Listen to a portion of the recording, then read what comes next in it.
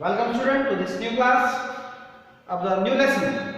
Now we are going to start the poem number 3.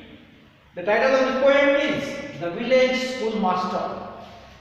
Okay, it is very clear if you understand very better. Yes, exactly like. See, this is a small village we are studying in, and we have a school like Swami Vivekananda is also in the village. And we have there also other masters teaching in the school. And there is the village school master. And it's so important of this. You have to know before going to the lesson. Okay, you want to know the idea of the author. That is what makes us to understand. Okay, let me read. It is there in the book. It is written. You open your book and you can see. I will read to you. With that you understand what idea of this poem is. Okay. Oliver Goldsmith was born in Longfield and was educated at the Trinity College, Dublin. He was awarded the degree of Doctor of Medicine. It means, first and foremost, you have to identify that he studied in Trinity College. That is not a simple college, it is a medical college. Okay. How we know? Because he says immediately after that he gets the degree or award on of a doctorate on medicine. Okay, it means this man is a very learned scholar, educated man. He was not supposed to teach in the school, but his main idea, not going for the goal of his ambition, but coming to the level of a school and try to give his knowledge to the student. That is the first idea we have to understand. Okay, and in the later he says here, you read here, but he never practiced as a doctor. The problem was after receiving the doctor, he never practiced. It means he never had a clinic or never he worked in the hospital. Okay, practically is not only educated as a doctor. Theory he has not done. Okay, practically he has done, not done. Theory he has learnt. Okay, theory he has learnt, practically he has not done. Practically he has not treated anybody as a doctor. Clear now? But we will see his major works. The Traveller wrote this in 1764. Vicar of Wakefield, that is written in 1766. The Deserted Village, 1770. The She Stops to Conquer, 1773. These are the main major works which are done by Oliver Goldsmith. Then further he explains about the author. This extract gives a character sketch, the outlook of the character of the author gives us. Being a doctor, he becomes the writer. And why? He wants to be a school master, teaching in the lower school. It gives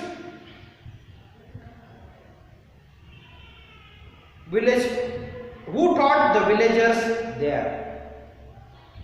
It also gives an account of the views of the gold children and of the villagers of Obam about the schoolmaster. A good character, awesome of his behavior. Okay, being a doctor, teaching in the school, it is a more grateful of his life.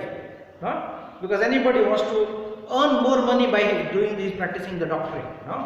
But this man is not working for the money. That is the first thing you have to understand. His ambition is very important, not the earning the money. Always they say, no, whatever you are, but you have to see where you are happy. In what things you feel happy, that you have to do. And this is man exactly being happy in teaching the students. Being a doctor, yes. If you would have opened the clinic, you would have a great man in his own village. Rich man in his village, but he doesn't want to do that. But let me go to the summary of this poem. Let's see. I'll go through, you listen to it. Okay. The poem The Village Schoolmaster by Oliver Smith is an extract from his famous poem The Deserted Village.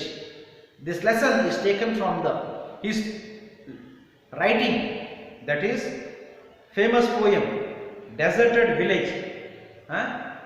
Deserted means ಯಾರು ವಾಸ ಮಾಡದೇ ಇರುವಂತ ಹಳ್ಳಿ, ಅದು ಹಳ್ಳಿ but nobody stays there. Okay, abandoned, ಹಾಗೆ ಬಿಟ್ಟಂತ, ಯಾರು ವಾಸ ಮಾಡದೆ ಹಾಗೆ ಬಿಟ್ಟಂತ ಇರುವ ಒಂದು ಹಳ್ಳಿ.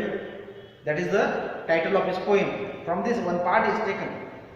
The word village in the title clearly suggests that the poem is set in a rural area. In English, in the village, halli. Halli means rural. It is not developed. The village itself, villaggio, okay, as a certain parameter surrounding that controlled by one. So in the you stuck your own villages, no? There are Dodolidare, that is called a head of the village. They can govern this. You are very rare. Now only these things has come. The police coming to and control the things. The olden days this was not there. The head of the village used to handle all the problems. And everybody used to respect them. That is what the problem is. The village is called because of that. Understood? There is a possibility of a coverage of an area. Town is not that. Town that nobody can control by one head in the town, so that we have the areas. We don't have an area here. We have in the village, one whole village is called one. Okay. Anyway, so probably where the speaker lived, the poem portrays, explains or gives a clear idea of the realistic picture, the real picture, and the speaker's sentiments about a teacher. He brings out the real picture of the village where he lived, and as a teacher what he have to do there. Okay. The schoolmaster presented in the poem might be the poet's teacher Thomas Byron. Now Oliver Goldsmith is referring to a, come to now, see the poem problem. Now he comes to refer to the one more poet who is in, underline if you want, Thomas Byron. The poem is about the characteristic of the schoolmaster.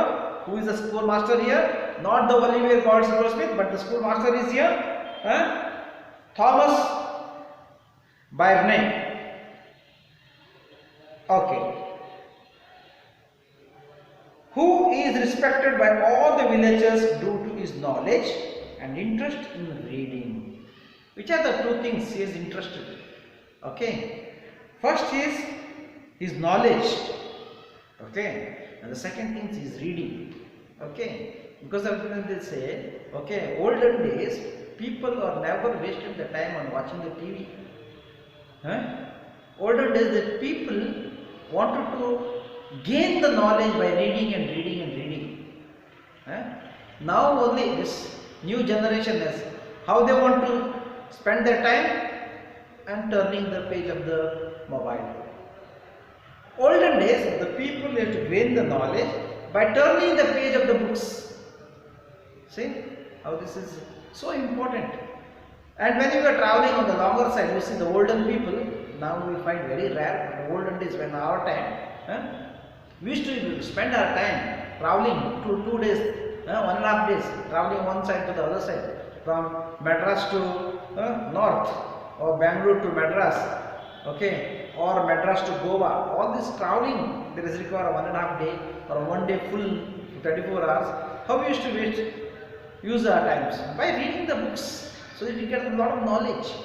Okay, so that you can do many things. You can improve your vocabularies. You can try to know the things how to be done. See how this, why the people also like you more, because you have a knowledge. On the contrary, you think that your knowledge is not sufficient, so that you continue going on reading, searching the knowledge in the book again and again. Okay. So, it also talks about how things could change in the course of time, a kind of looking back at past, and is very important. You always look at the past. No, they say, the saying is there, man with the white hair doesn't mean that he is gone old. Huh?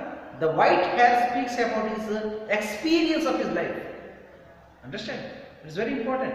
Now the people think, no. Olden days, those days, as you have grown older and older, that is, they think you have a more experience in your life.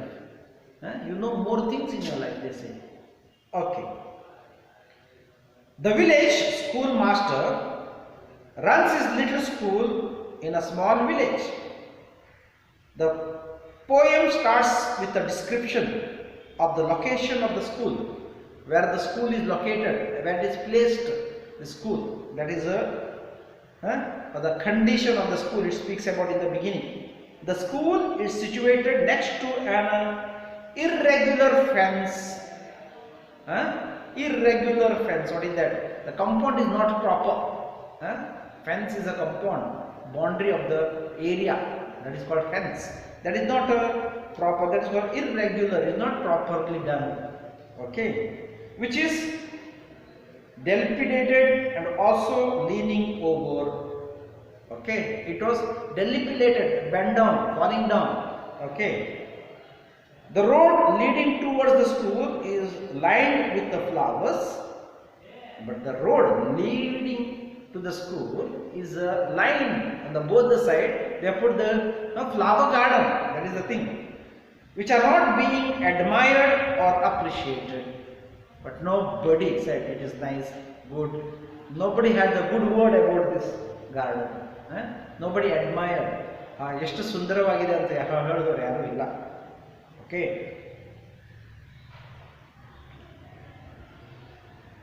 The school is mentioned as the noisy mansion following the rules of the school's master.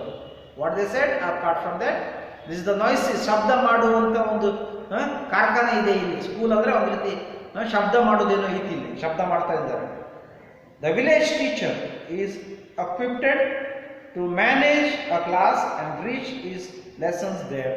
Somewhat they have to reach to the class and manage to do the classes here in this place today. It means they have not a good word about the school.